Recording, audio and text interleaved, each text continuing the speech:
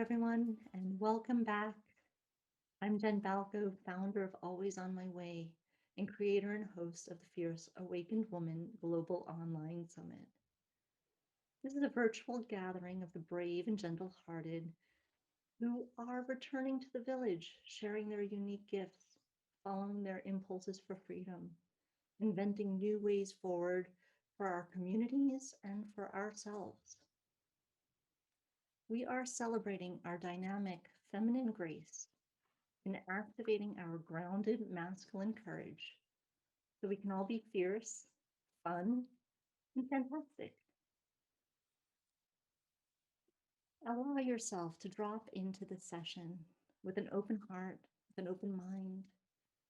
Feel into your own sense of awareness, tap into your inner strength and wisdom, and get ready to leap into your enlightened, embodied, and expressive self as we connect and learn from others who have sparked their own joy journey. As you settle in and begin to tune into what's present today, please join me in welcoming Christophe Leroy. Hi, Christophe. Hi, how are you? Thanks for having me. Good. Thanks for being here. I'm really excited about today's journey. But before we dive in, let me just tell you a little bit about Christophe. Christophe is passionate about how we view reality, what we hold to be true because of our cultural, spiritual, family heritage, and because of our own life experience. Christophe sees how we lead our lives based on deeply rooted maps, systems of belief, and truths that have informed how we view the world. He feels called to constantly return to his own personal maps and help others discover theirs and evolve them by conscious choice.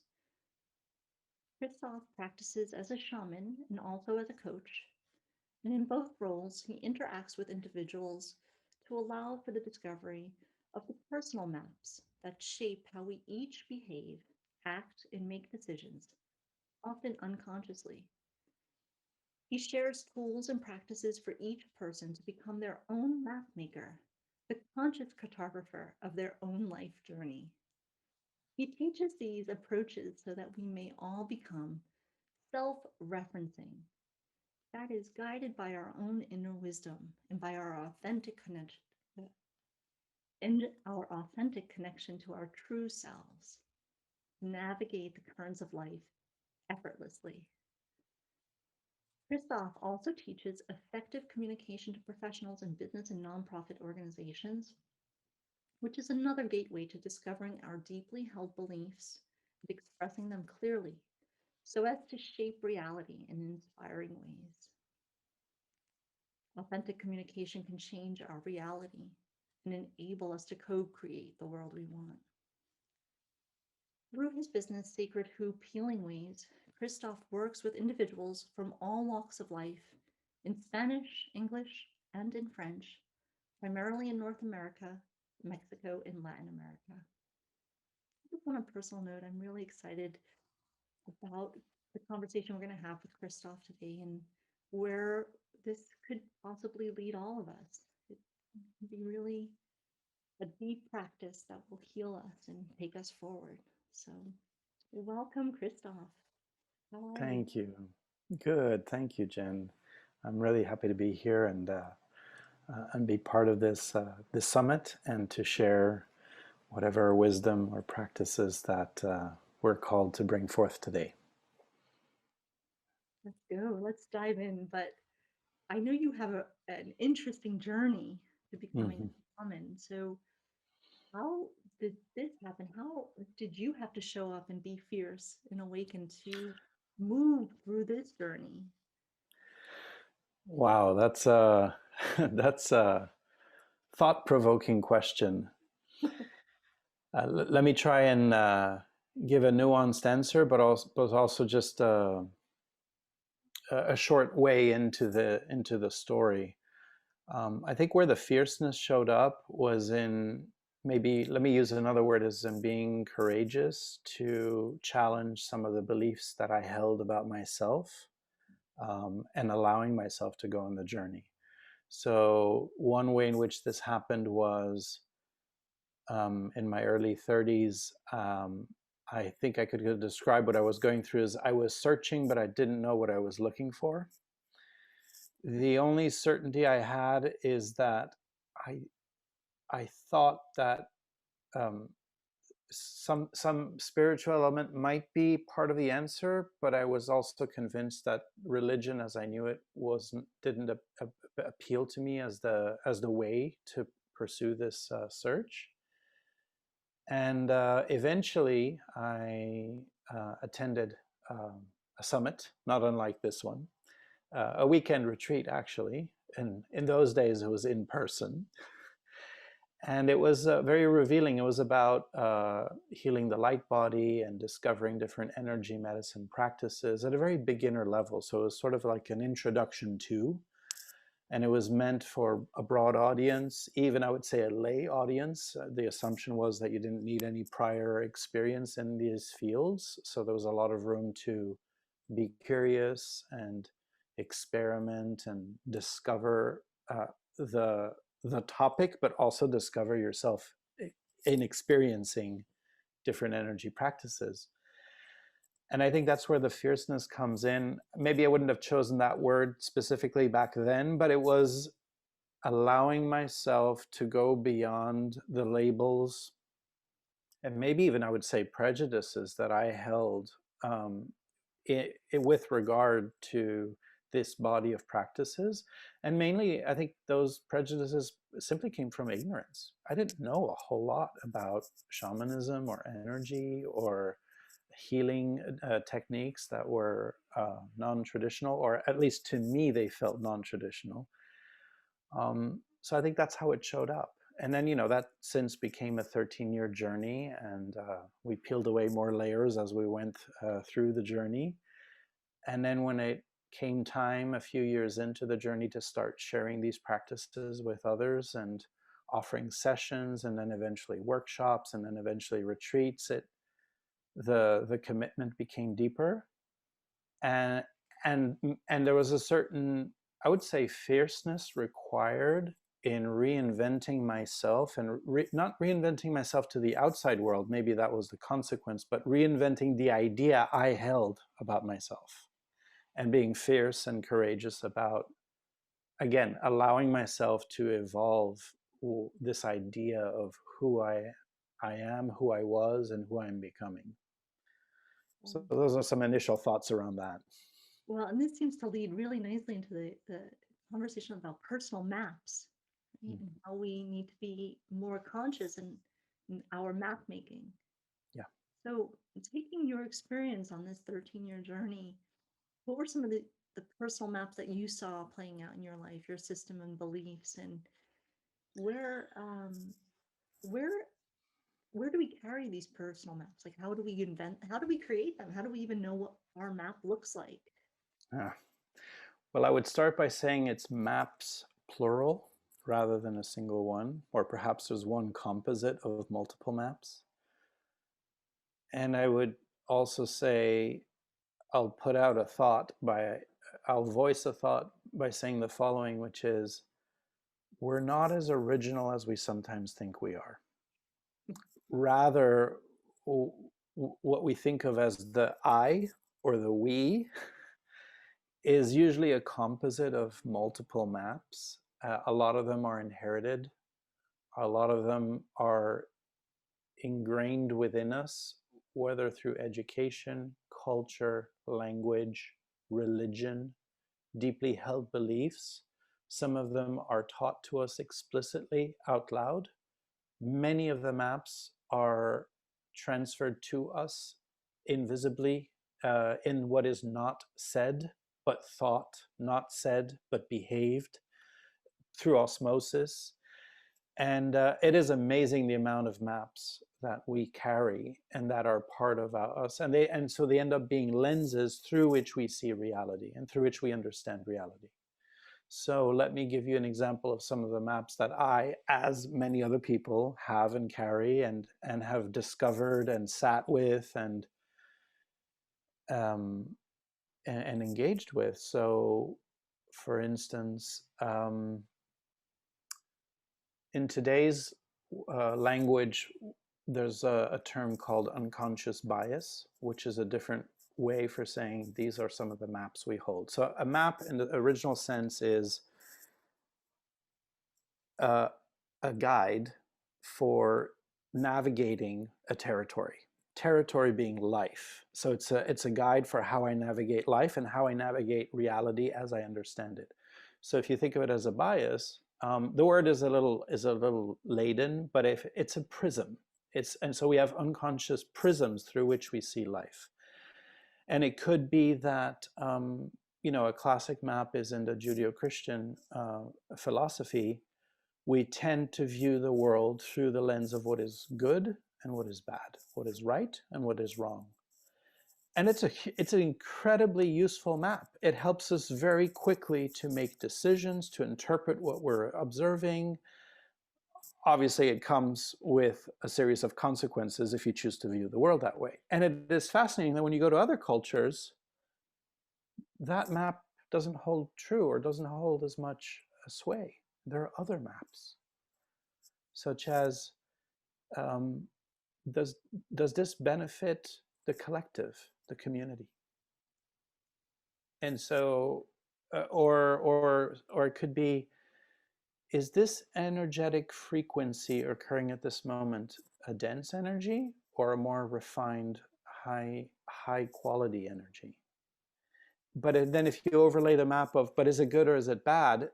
It doesn't fit necessarily. So it cracks open the mind and it provokes you to think about things very differently. So that's maybe a conceptual example. Another more personal examples of personal maps we carry is, what is your attitude to money?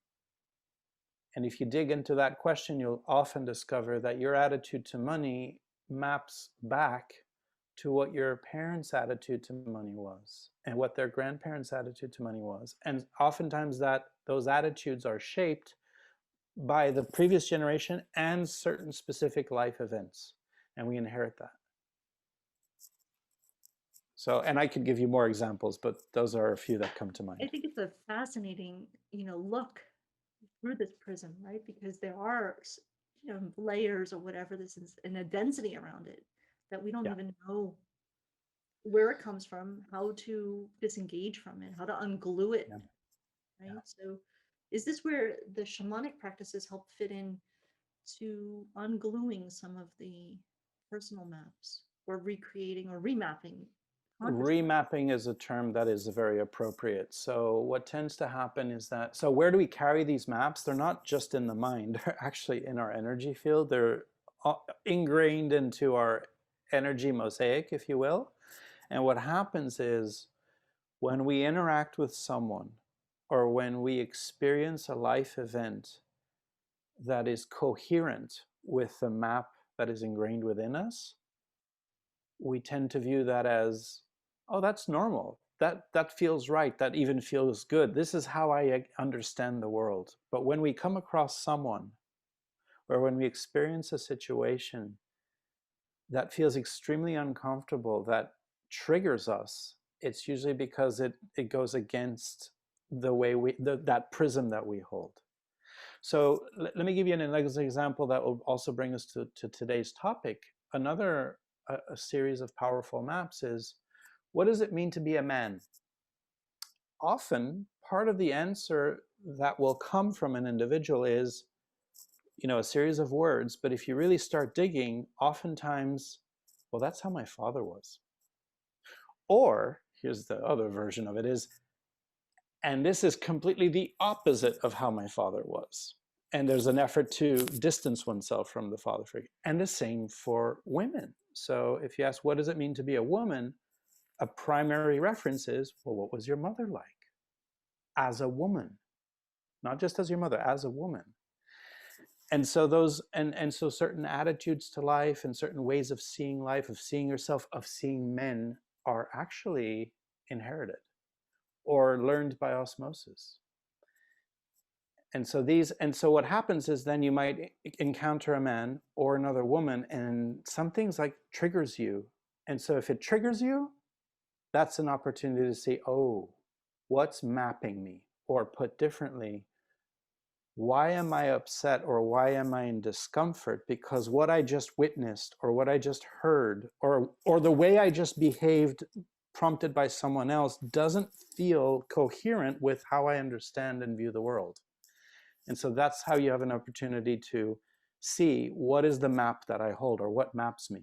And then the beauty is we have the opportunity to remap consciously, to make a conscious decision about saying, okay, this is how the map sits in me. I see how it serves.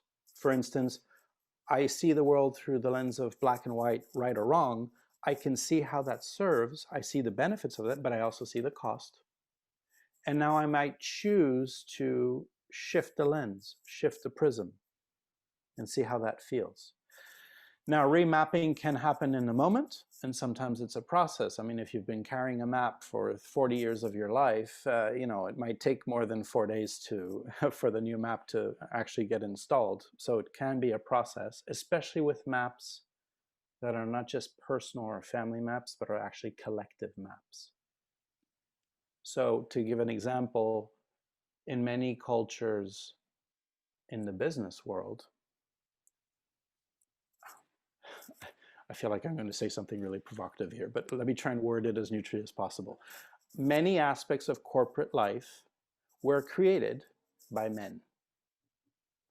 And so the cultures that emerge within many companies have a distinct, oftentimes have a distinct masculine feel to them and make assumptions that are typical from the male side of viewing the world. And then as women have taken up leadership positions and have gained a greater presence in the workplace, some of those practices and normal way of doing business have been challenged. And sometimes it's been quite uncomfortable, and that's an understatement. And so these become opportunities to remap what are, like today organizations are talking about diversity and inclusion. They are remapping their understanding of what it means to be a diverse workforce. And then how do you talk about inclusive leadership? That's a different way of saying it is you could talk about organizational change or change management. I would say the organization, it's remapping itself. It's taking a new map to understand who they are and how they want to behave. And because it's a collective map, it's extremely powerful, and it takes a lot of effort and a lot of individuals to collectively commit to changing that map. It's not enough for one person to want to change it. And I think this can be really powerful because, just in the map of my life, right? My mom was not able to own a bank account when she got married in the United States at that time. She needed a co-signer, which was my father. And I've never known that kind of limitation. I was born of a generation where that went away as soon as I was born. But even now in the world, we have these collective maps where women are rising up, and there's still me in this very, I don't want to call it resistance, but it is like not a willingness to remap in a way that is collectively healing and collectively supportive. So, and we've even seen that impact recently in the United States, right? Or in through the political regime, in the political powers that come into play, and now COVID's taken so many women out of the workforce again and back into the communities, back into their homes.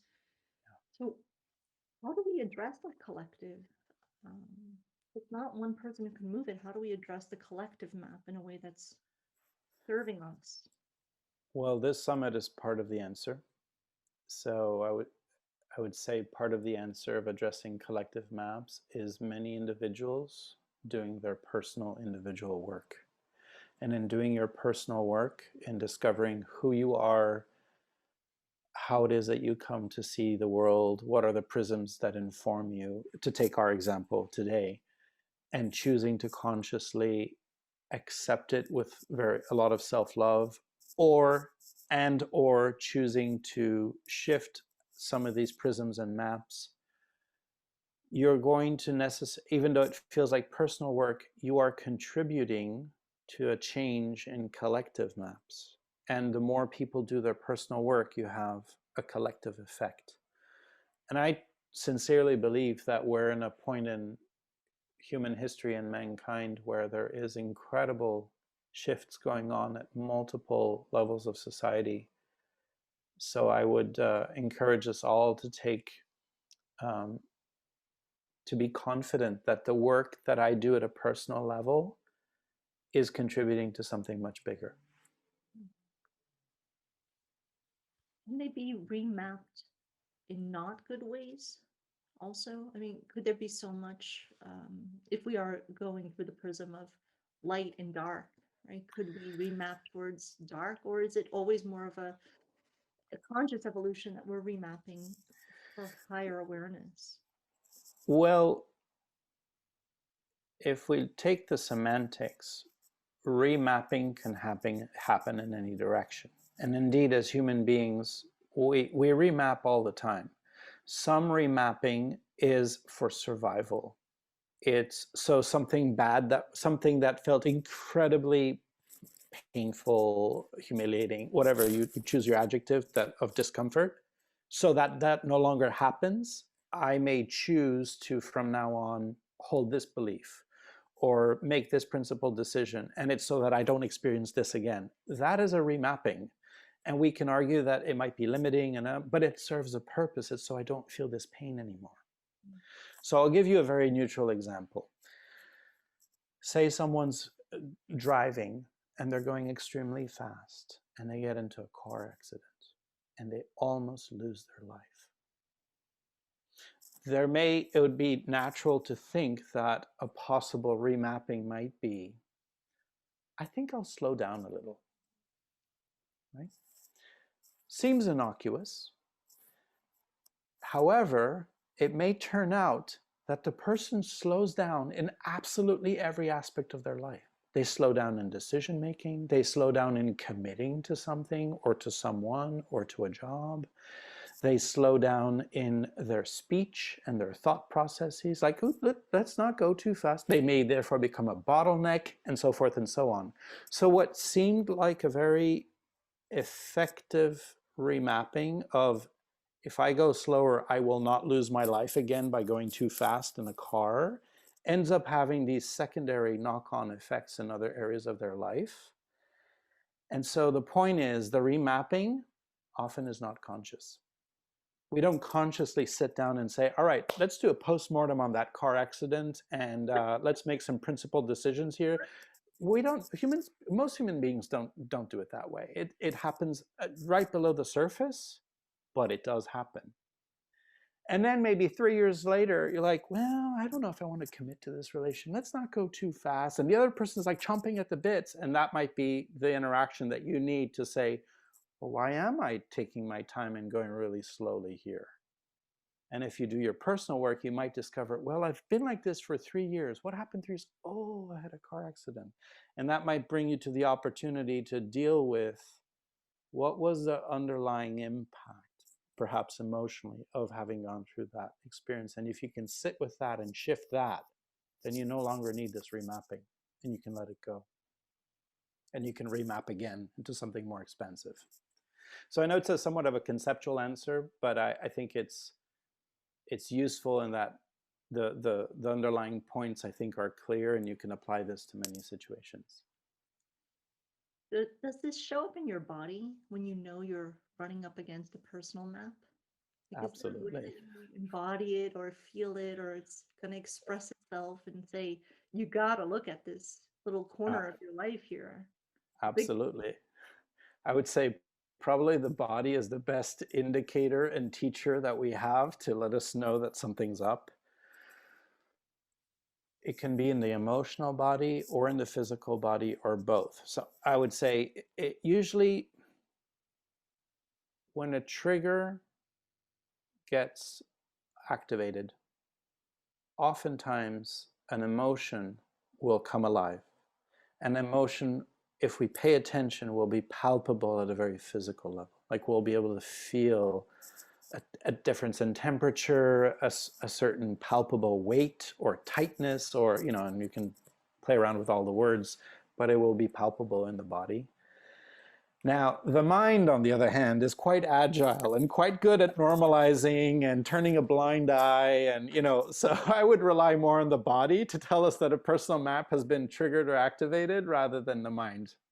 That was going to be the next question of how does it show up in the mind? Because, in meditation, we try to bring the attention on the breath or whatever so that we can calm the mind from racing away from us. But the mind just wants to create whatever it wants to create. So I once heard an analogy that I found very helpfully descriptive, which is the mind is kind of like the heart, in that the heart just pumps blood, boom, boom, boom, and the mind just does the same. It just pumps out thoughts. That's what it does, And and it so, will avoid these areas that need often introspection. yeah. Mind doesn't always want to work with that for a long period of time. There are any, I know we're going to do a practice that's going to lead us into healing some of these maps, but how do we kind of align that so that we have a mind, heart, spirit map making, remapping connection? There are different ways. For today, I would offer one that I find practical and effective, which is using the breath as the conduit to align the experience of the mind in any given moment to the experience of the body through, for instance, the heartbeat and deeper levels of ourselves. So breathing and breath work, and maybe work is not the right word, but any practice revolving around breathing is extremely effective to reset, rebalance, change the rhythm of the mind and also the rhythm of the body, and therefore align the two. That's why in a lot of traditions, whether they're spiritual tradition, religious traditions, or other self-inquiry traditions, there's so many practices that bring us back to our breathing. I've noticed it in my own life, right?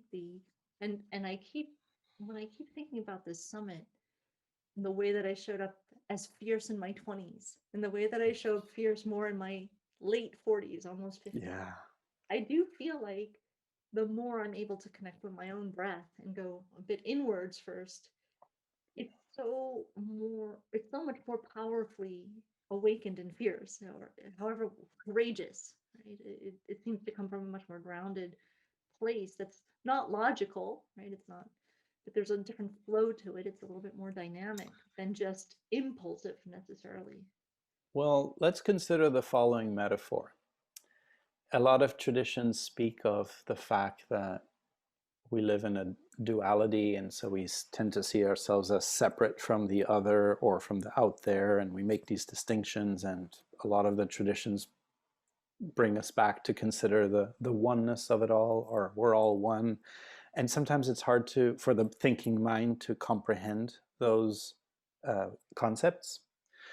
However, if we sit with the metaphor of the breath and consider for a moment how every time we inhale, we're allowing energy that's floating out here to go into our human vessel. And then as we exhale, we're gifting something from our human vessel back out there, so to speak.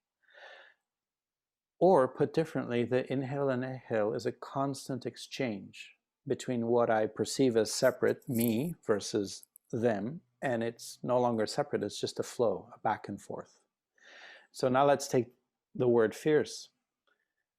It is one thing to experience and think about fierceness from the small self, this human container, the me, the idea that I have about how I inhabit fierceness. What about fierceness experienced as this ebb and flow? What if I were to inhale the collective presence of my entire lineage? What if I were to inhale the collective presence of my entire clan, of my entire community, of my entire nationality, and then exhale that, knowing that I too am part of that collective group that I've just summoned or called forth? That to me opens up a new interpretation of fierceness. So I felt moved to share that.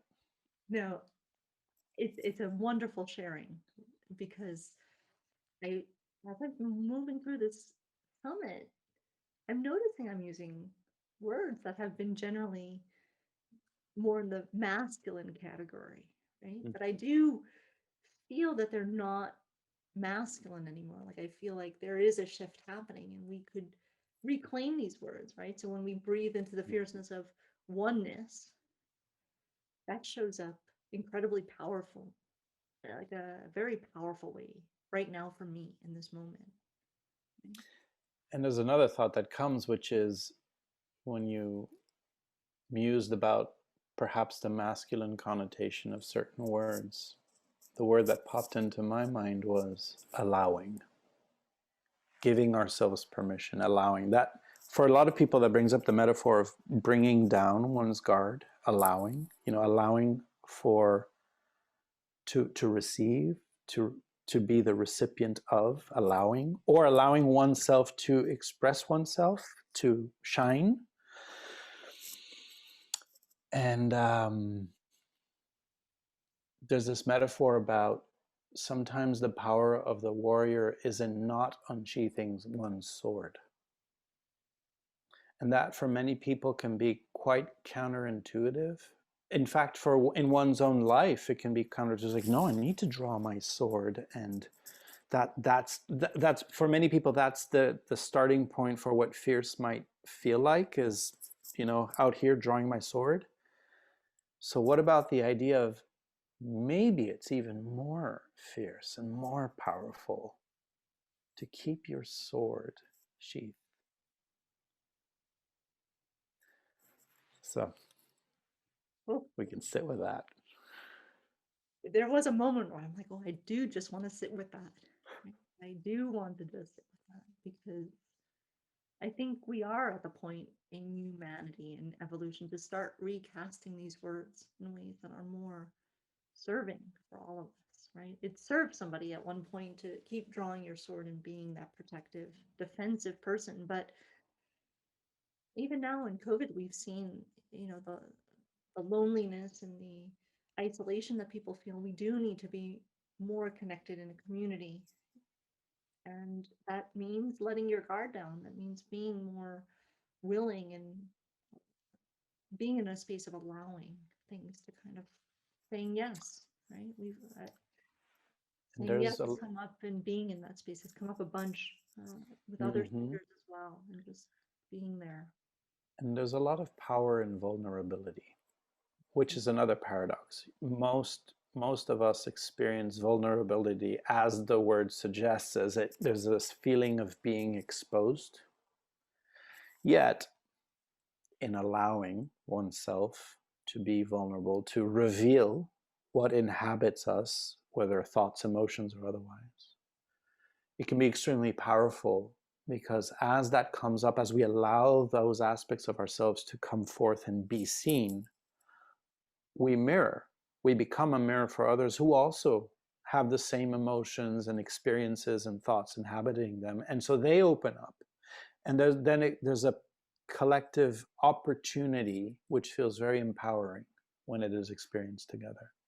Yeah. And then it seems almost that the opportunity becomes possibility even more Yeah. than opportunity. I think Yeah. it's yes and not Yes, and what if, right? It's more of a let, cumulative force, I guess. let me give another metaphor for this. We're talking about drawing the sword and how we can recast fierceness. Another thought is, if we consider the impact that it has when we raise our voices, when the volume goes up, there is a certain impact. And yet, sometimes when we can say the same message in an utterly calm tone of voice, paradoxically, bringing the volume down can be so much more powerful. Like how a parent can say, "You will now please tidy your room," instead of shouting it at the top of their lungs. That can be so much more impactful than raising your voice. So to me, that's another way of another analogy for how we can reconceptualize fierceness. Oh, that is definitely something I'm going to have to remap. Work on your remapping. Yeah, I think, I grew up in yeah. New Jersey. We tend to have a loud way of speaking to each other.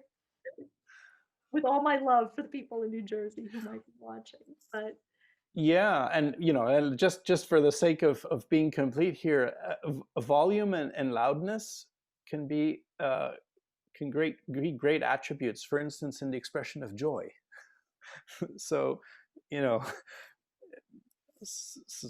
yeah. So I think that there are many versions of loudness. Some of them are wonderful. thank you. I agree sometimes.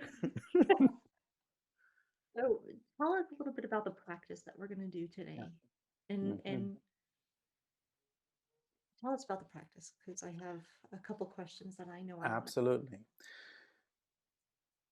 So one way, let's start by naming it. So one name for it is healing of the womb through the maternal lineage for 7 generations of women. That's the practice we're going to explore today. And I would like for us to also suggest that we experience it. Now, having said that, it's important to note that the same is available to us on the paternal lineage. So you can also work with 7 generations of men on your father's side.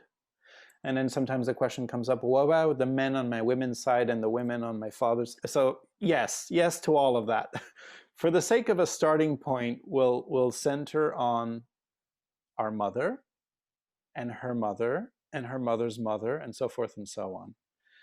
And the principle here, think of it as your family tree. So you're here, and then you want to take all the women on one side and all the men on the other. And so by working on those 2 lineages, on the paternal and on the maternal side, it does have an effect for all other branches, even if you don't work with each one individually in a systematic and methodical fashion. So that's energetically, so that's the principle that's at work here. For today, and given our summit, I propose we bring our attention to the mother's lineage and the women on that side.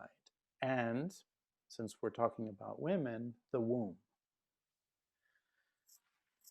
And so the idea is, as a mother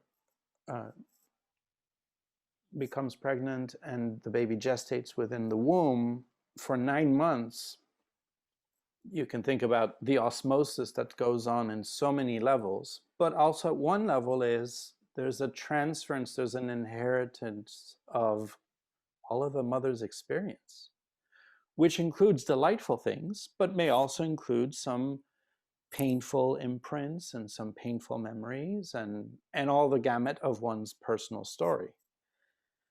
Now consider that this mother herself was in the womb of her mother and also absorbed all of her mother's story and so forth and so on all the way back. So that's when I come back to, we're not that as original as we think. We're actually the sum of a lot of stories that came before us. I'll make a parenthesis here saying, I say before us, but we could talk about different concepts of time. The point is, we absorb through transference, osmosis, biologically, many composites of many different maps. So this practice is a beautiful opportunity to journey, to travel back to our mother's womb, and through the power of intent and breathing and visualization, infuse that womb with different energy.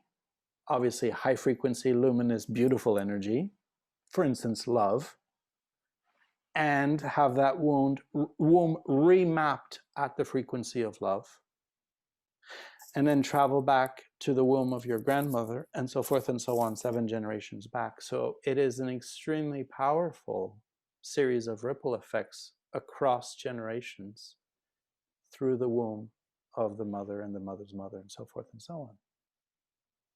So conceptually, it's beautiful.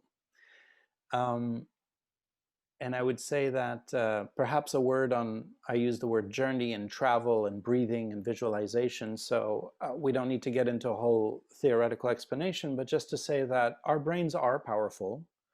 And through our capacity to visualize, we can convey intentions from this human vessel to others. Through our breathing, we are in this back and forth between the personal and the collective. So we're moving a lot of energy just by, we move it all the time, but if you do it consciously, it's that much more powerful. And this notion of intent. What is the intent that I hold? And here, just maybe a footnote, which is something beautiful that is quite common in shamanic practices, but not exclusive to shamanic practices, is with the power of intent in this moment, we can shift aspects, wounds, pain, lingering emotions that may have been held for many, many, many, many, many years or generations. And it's not because that imprint has existed for a long period of linear time that we can't shift it in a few moments of linear time right now. That those notions of time don't hold any bearing.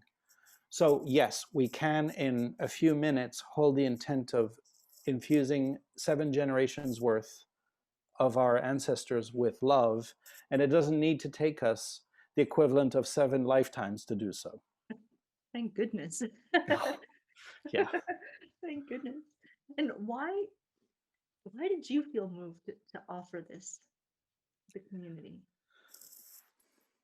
Well, the part of the answer is when you invited me to participate in the summit, I sat with, well, what would be a relevant, pertinent contribution? And one of the immediate thoughts that I had to or it was really more of a question, is, well, as a man, what can I contribute? Assuming that a lot of the audience are women. And I thought back to when I received this rite of passage and this ritual. And it was gifted to me by a fellow practitioner in Argentina. Her name is Maria Laura. We met maybe 10 years ago. We met once in person when I was there on a trip, and we connected, we stayed in touch, and then we reconnected about a year ago. And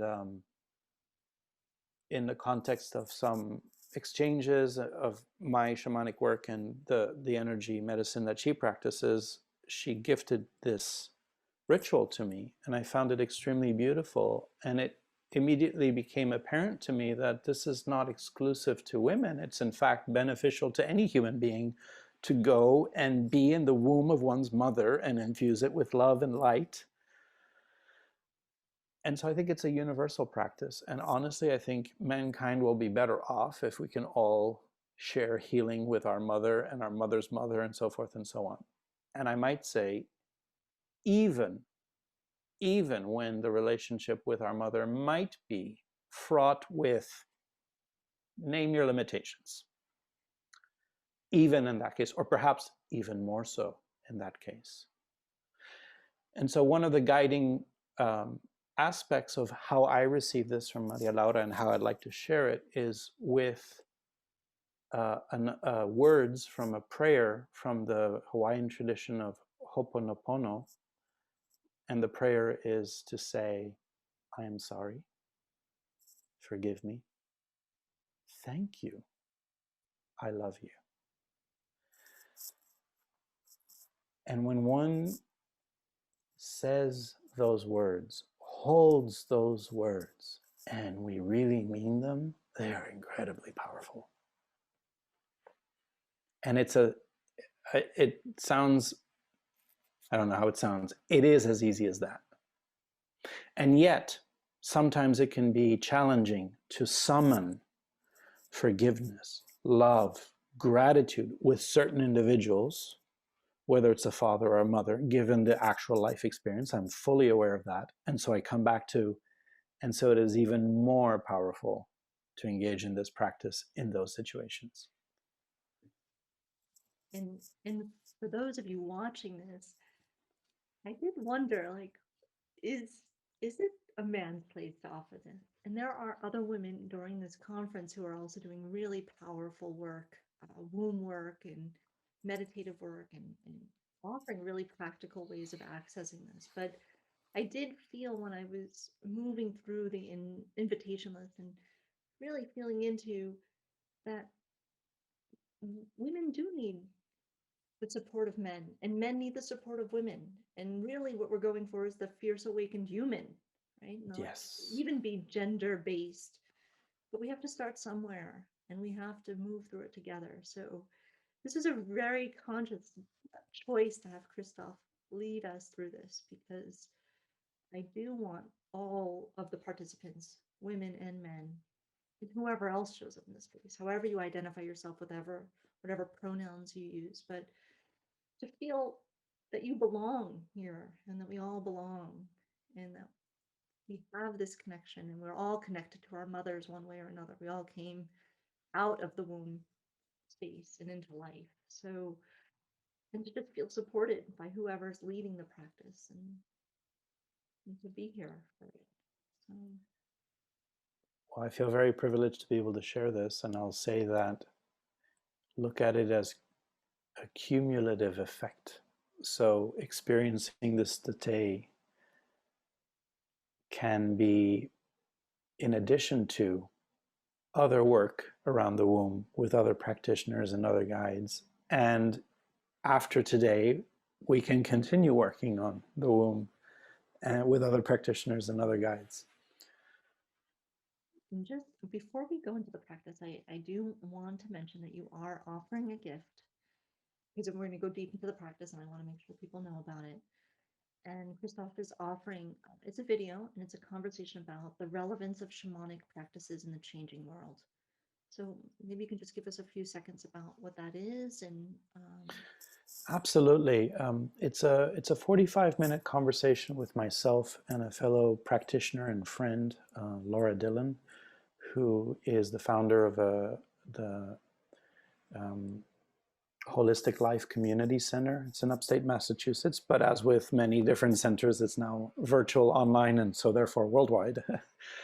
And I would like to make this available because it's an opportunity to find out more about what is shamanism, what are typical shamanic practices, why are they relevant today. And my belief is that they're more relevant today than they ever were before. And so we go into that, and then we talk about different practices that can make a difference in people's everyday life and that are available and accessible to any and all. So a lot of it is demystifying some shamanic practices and reminding ourselves that they are really foundational practices that anybody can do. Obviously, there's some more advanced practices, but we talk about the ones that you and I can do at a moment's notice and really make an impact. So I thought it would be a good background, a contextual piece, and a way to find out more about the shamanic practices, where these types of rituals come from. it sounds so great. And the link for that is on the speaker's page. You'll see that right next to Christophe's bio and his video. So, so you have that, and now we are gonna heal 7 generations. 7 generations. So let me just say a few words about how we're going to do this. So the basic premise is that the invitation is to take a comfortable seated position. You could also lie down. In my experience, sometimes when I lie down, I tend to fall asleep. So I prefer recommending to stay seated in a comfortable position. We're going to close our eyes throughout the practice. I'm going to guide it and pace ourselves through the different moments by rattling and through the use of my voice. So I'm going to speak out loud where we are situated at every moment.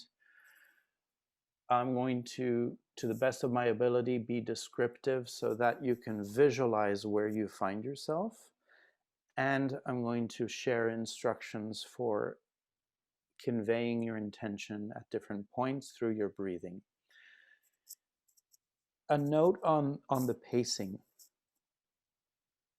I'm going to share the pacing in the way that I received it. And I think the way that Maria Laura in her moment described it to me, really still resonates with me, and is the following. The pacing may feel a little fast for some, and that's okay.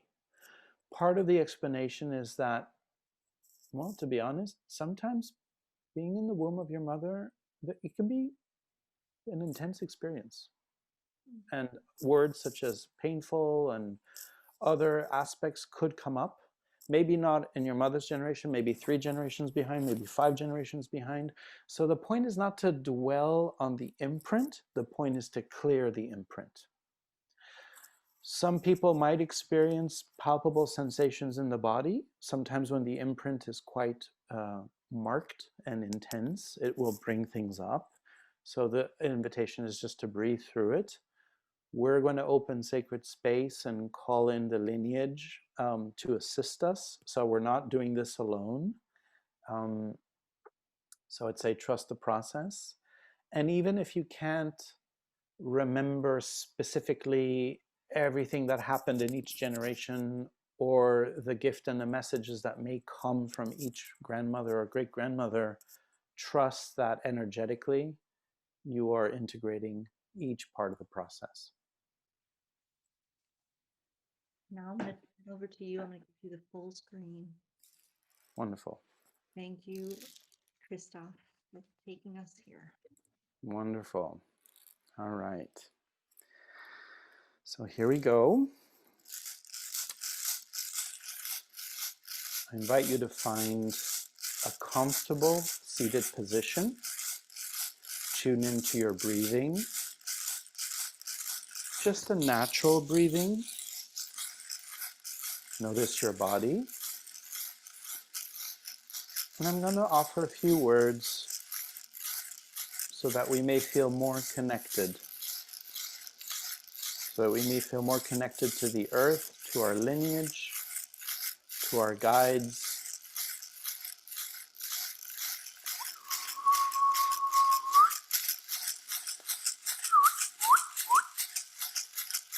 Wankantanka, tokaheya, chewakilo. Wankantanka, tokaheya, chewakilo. Mita kuyeo, waniktelo, tokaheya, chewakilo. Tunkashila, tokaheya, chewakilo. Tunkashila, tokaheya, chewakilo. Mita kuyeo, waniktelo, tokaheya, chewakilo.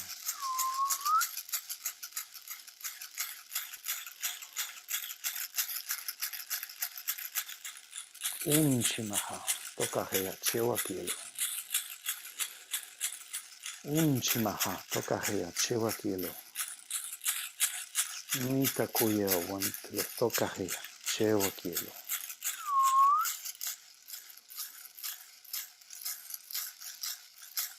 Continue breathing naturally.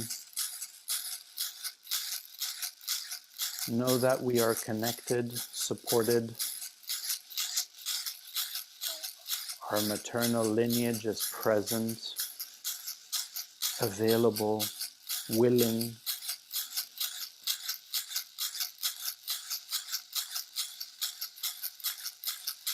And I'm going to invite you to sink in, go within, and if it helps, visualize yourself stepping into your own heart space as if it were a luminous cavern, a beautiful space filled with light. Perhaps there's an altar or a centerpiece that you may approach. This is a metaphor for your heart space. Notice your surroundings. And as you approach this centerpiece, set the intention of healing your maternal lineage, of claiming the gifts of your maternal lineage, of recognizing where you come from and the lineage that you are a part of. And set the intention for an activation of the beauty that sits within this lineage. And notice off to one side a doorway that serves as a portal. Approach this doorway, and with intent, know that as you step through it, you're going to enter your own womb. And we step through, and now you find yourself in your own womb. Breathe deeply. Collect yourself, collect your energy. Breathe deeply. Infuse yourself with light, and as you exhale, convey to your own womb. Convey to your own womb. I am sorry. Forgive me. Thank you. Thank you, thank you, thank you. I love you. Breathe in and breathe out love. Notice how your womb evolves, morphs, as you diffuse love throughout it. Notice how the light spreads. And with intent, prepare yourself to step through another doorway. Notice a portal opening up. And with intent, breathe deeply and step through this doorway into the womb of your mother. And here you are, in the womb of your mother. Notice it. Feel it. Remember how it was sitting in the womb of your mother. Just notice, in non-judgment, with compassion, the womb of your mother. Gather yourself, collect your energy. Inhale light. Inhale fierceness, beauty. And as you exhale, convey to your mother's womb, I am sorry. Forgive me. I forgive you. Thank you. Thank you. Thank you. I love you. And I know that you love me. Breathe in and out. Allow the love and the light to circulate throughout the womb of your mother.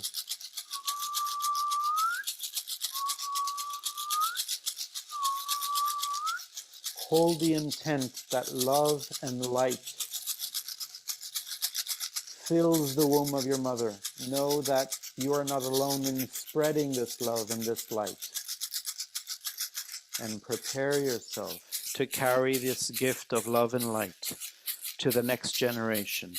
Notice a portal off to one side and approach it. Breathe in deeply. And as you exhale, step through the portal and enter your grandmother's womb, second generation behind. And there you are, in your grandmother's womb. Notice it. Breathe it in.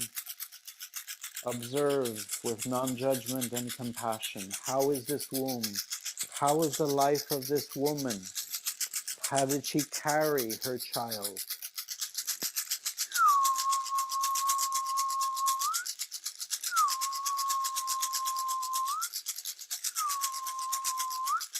And we're going to call on the power of the lineage of the collective feminine energies. And we're going to inhale love, inhale light.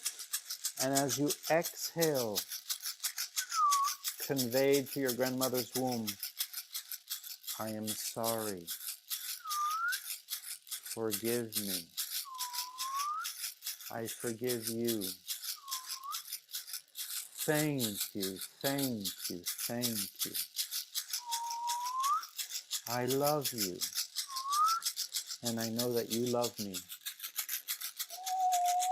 Breathe in and breathe out. Allow the love, the light to infuse the entire womb of your grandmother.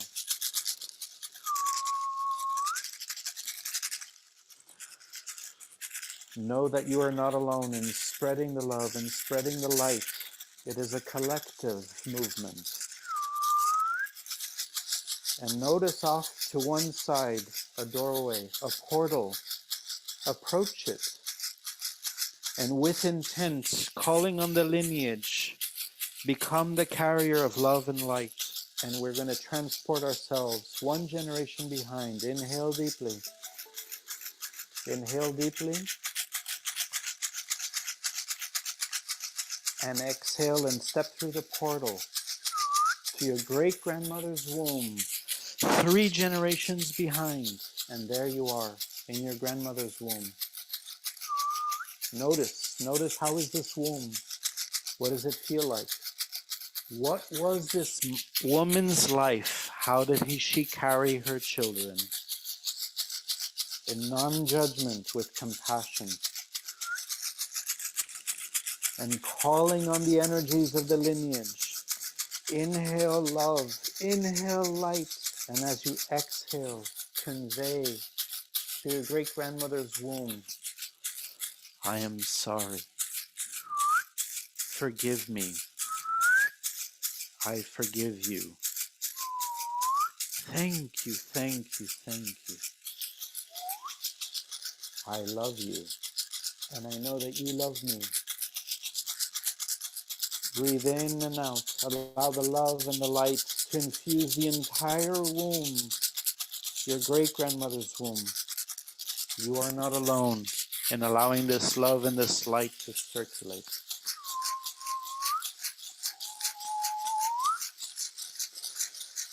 And call in the lineage.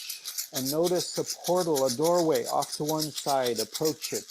Gather yourself. Inhale deeply and prepare yourself to step through. Inhale love, light, and step through the portal into the womb of your great-great-grandmother, 5 generations behind.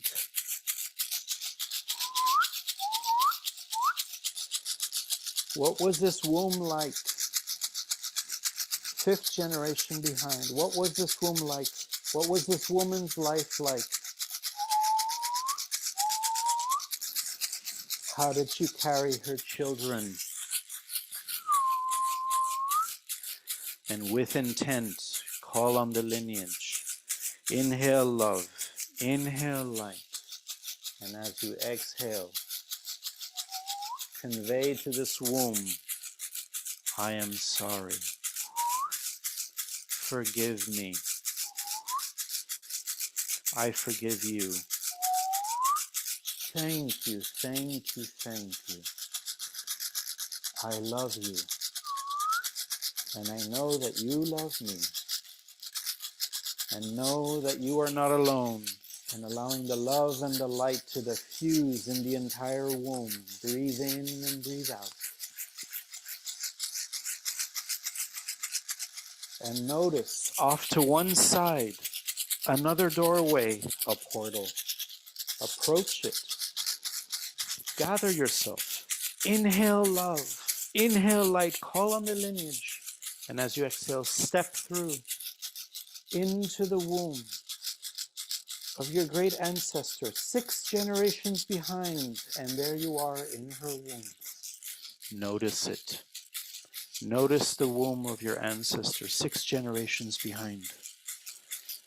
What was this woman's life like?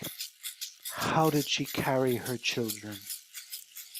Just notice curiosity, non-judgment, compassion. Call on the lineage. Inhale love. Inhale light. And as you exhale, convey to this womb, I am sorry. Forgive me. I forgive you.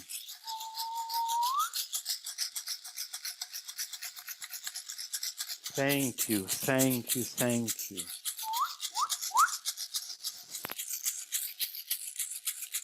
I love you, and I know that you love me. Breathe in and out. Allow the love, the light to infuse the entire womb. Know that the lineage is helping diffuse the love and the light throughout the womb. Gather yourself and notice a doorway, a portal off to one side. Approach it. Inhale love, inhale light, call on the lineage, and as you exhale, step through the portal into the womb of your great ancestor, 7 generations behind. And there you are, in her womb, your ancestor of the 7th generation behind. Notice this womb. What was this woman's life like? How did she carry her children? Inhale love, inhale light, call in the lineage, and as you exhale, convey to this womb, I am sorry. Forgive me. I forgive you. Thank you, thank you, thank you. I love you. And I know that you love me. Breathe in and out. Allow the love and the light to infuse the entire womb. Know that the lineage is helping diffuse the love and the light in this womb. Cleansing, clearing, healing, 7 generations behind. Gather yourself and prepare to step through one last portal, a doorway off to your side. Approach it. Call on the lineage. Inhale love and light. And as you exhale, step through. Step through into a large, light-filled gathering space, a wide, luminous cavern. And in the center of this space is a large gathering of women, of fierce women, wise women, loving women, mothers, daughters, companions, sisters, medicine women, wisdom keepers, healers, warriors, all the archetypes of the feminine gathered in one place. Notice their faces. Notice their gaze. Notice their open hearts, their light-filled essence, and join them. Take your place in this circle of women. Allow their presence to bathe you with light, with love, and open yourself. Allow yourself to receive their blessing, their wisdom, their gifts to you. Receive their gifts. Open your heart, open yourself to receiving their gifts.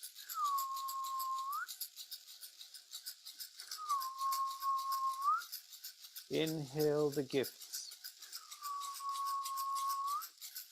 Inhale the messages. Inhale the certainty that you are part of a large sisterhood bigger than yourself. You are one. You belong.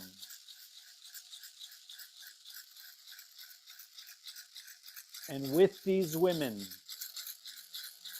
share this prayer. I am sorry. Forgive me. I forgive you. Thank you, thank you, thank you. Tlasokamati, urpichai, sonkochai. I love you, and I am loved. We are loved. Inhale deeply. And as you exhale, gratitude. Prepare yourself to journey back with the gifts and the blessings of this Council of Women, the galactic celestial aspects of womanhood. You notice a doorway off to one side, and as the women bid you farewell with their last blessings, collect yourself and know that you are part of a great lineage, always with you, always present within you. Inhale deeply and step through the doorway into the womb of your great ancestor 7 generations behind. This light-filled, luminous womb, this light-filled, luminous space, this womb, and your great ancestor of the 7th generation shares a gift with you. Inhale the gift and become the carrier of the gift. Thank you, thank you, thank you. I love you. I am loved. We are forgiven. We are sorry. And you notice that within the womb there is a doorway, a portal, and you approach it. And with one deep inhale, exhale and step through the portal into the womb of your great ancestor, 6th generation behind. And there you are in her luminous, love-filled womb. And she too has a gift for you. Inhale the gift. A message, a word, an image, an intuition. Inhale the gift. Thank you, thank you, thank you. I love you. I am loved. We are forgiven. We are sorry. Collect yourself in the knowledge that you are the carrier of the gift of your great ancestor of the 6th generation, and you approach a portal, a doorway. Inhale. And as you exhale, step through the portal into the womb of your ancestor, 5th generation behind. Into this light-filled womb you find yourself now. And this ancestor too, of the 5th generation behind you, has a gift for you. Inhale, receive the gift.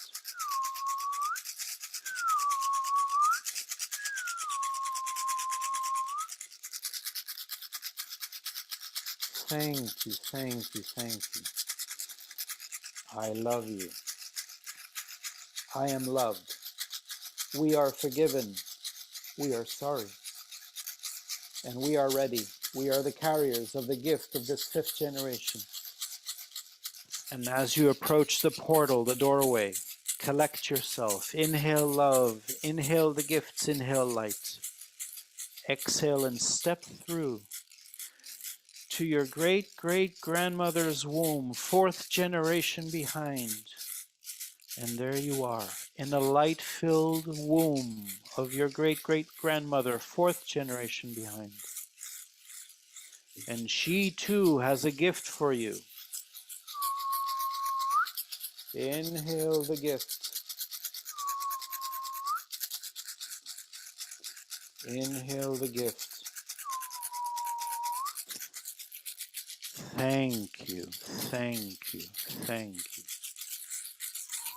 I love you. I am loved. We are forgiven. We are sorry. Collect yourself. Approach the doorway, the portal. Inhale love, inhale light. You are the carrier of the gifts of your great-great-grandmother, 4th generation behind. And as you exhale, step through the portal into the womb of your great-grandmother, 3 generations behind. And there you are in a light-filled womb. And she too, your great-grandmother, 3 generations behind, has a gift for you. Inhale the gift. Inhale the gift. Thank you, thank you, thank you. I love you. I am loved. We are forgiven. We are sorry. Collect yourself. Approach the portal, the doorway. Inhale love, inhale light. And as you exhale, step through into the womb of your grandmother, 2 generations behind. And there you are in a light-filled womb of your grandmother, 2 generations behind.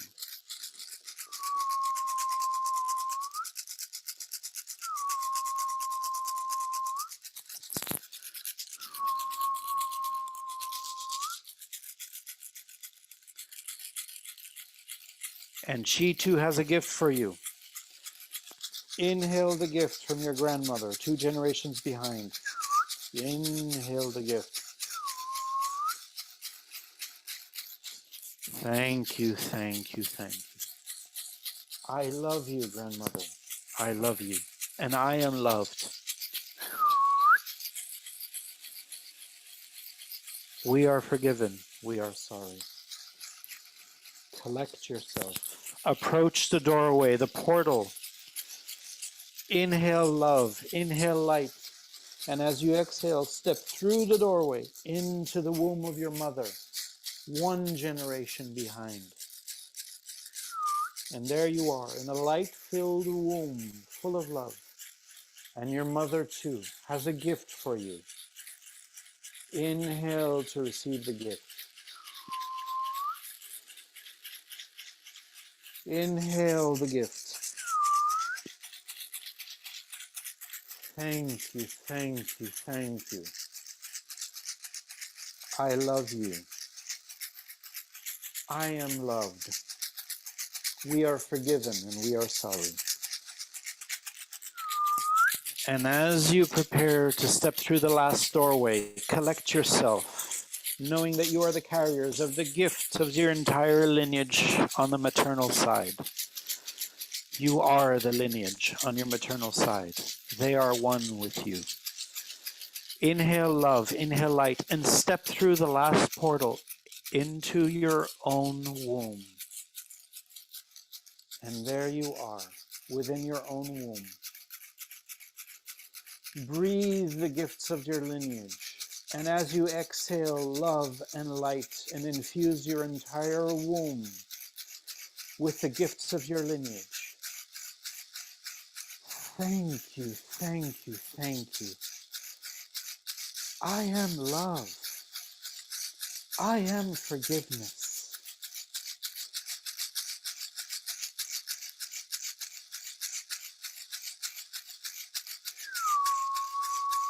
I am sorry. I love you. I love myself. Thank you, thank you, thank you. And in a last deep inhale of love and light, step through the last portal, back into your heart space, to the luminous cavern where you started your journey, and back to the centerpiece within this cavern of the heart space. Come back where you laid your intentions, and place within this centerpiece in your heart space, symbolically place all the gifts of your lineage, of your maternal lineage. Lay them out in an altar. Hold them in your heart space. Lay out the blessings, the gifts from the council of women, the celestial aspects of the feminine that blessed you on your journey. Lay them within your heart space, out on the altar. Thank yourself. Thank you, thank you, thank you for gifting yourself this opportunity to heal and be healed. Take a few deep breaths. Bid farewell to this cavernous, luminous space. And in your own way, come back to your physical body, to your physical heartbeat. Notice your back. Notice your sitting bones. Notice your physical womb. And at your own pace, wiggle your fingers and toes. Notice your lungs as they breathe in air and exhale it. And slowly come back to your body. Take your time. This has been a great journey. Much has shifted. Much has been healed. We are the carriers of the gifts and blessings of our maternal lineage and of the Council of Celestial Women who are present with us, who speak and work through us, as us. Let us sit with this knowing, with this certainty, with this presence. For those of you who may feel moved to do so, take a few moments once you open your eyes to jot down some words, images, aspects of your journey that you feel called to manifest through writing or the strokes of your pen.